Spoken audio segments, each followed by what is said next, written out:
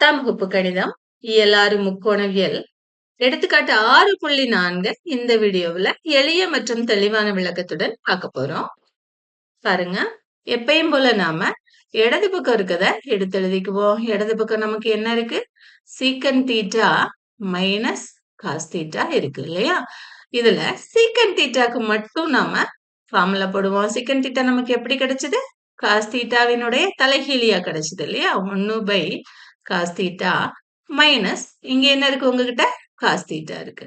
Cos தீட்டாக்கு கீழே 1 இருக்கிறதா அர்த்தம். நீங்க குறுக்கு பெருக்கல் பெருக்கணும் அப்படின்னு நினைச்சுக்குங்க. பெருக்குனீங்கன்னா 1 பெருக்கல் 1 1 மைனஸ் காஸ் தீட்டாவோட பெருக்குனீங்கன்னா உங்களுக்கு என்ன கிடைக்கும்? காஸ் ஸ்கொயர் தீட்டா கிடைக்கும். பை காஸ் தீட்டாவையும் 1ஐயும் பெருக்குனீங்கன்னா காஸ் தீட்டா. நீங்க சொல்லுங்க 1 மைனஸ் காஸ் ஸ்கொயர் தீட்டாங்கிறது என்ன? நாம நிறைய தடவை இதை பயன்படுத்திட்டோம். 1 மைனஸ் காஸ் ஸ்கொயர் தீட்டாங்கிறது சைன் ஸ்கொயர் தீட்டா. அதனால இந்த இடத்துல நம்ம என்ன போடுவோம்? Sine square theta by cos தீட்டான்னு போடுவோம். வலது பக்கம் நம்ம என்ன நிரூபிக்கணும்?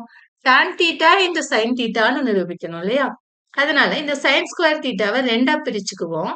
பிரிச்சுட்டு ஒரு சைன் தீட்டாவை இங்க வச்சுக்குங்க. Sine theta by cos theta into இன்னொரு சைன் தீட்டாவை நாம சைடுல வச்சுக்குவோம். இப்ப பாருங்க, இது sine theta by cos theta. Sine theta by cos theta என்ன? டான் தீட்டா இல்லையா? சோ இது டான் தீட்டா இன்ட்டு நம்மகிட்ட என்ன இருக்கு? Sine theta. வலது பக்கம் நம்ம என்ன நிரூபிக்கணும்? Tan theta into sine theta. நிரூபிச்சிட்டோமா? ஆமா இல்லையா? RH ES right hand side. நன்றி மாணவர்களே.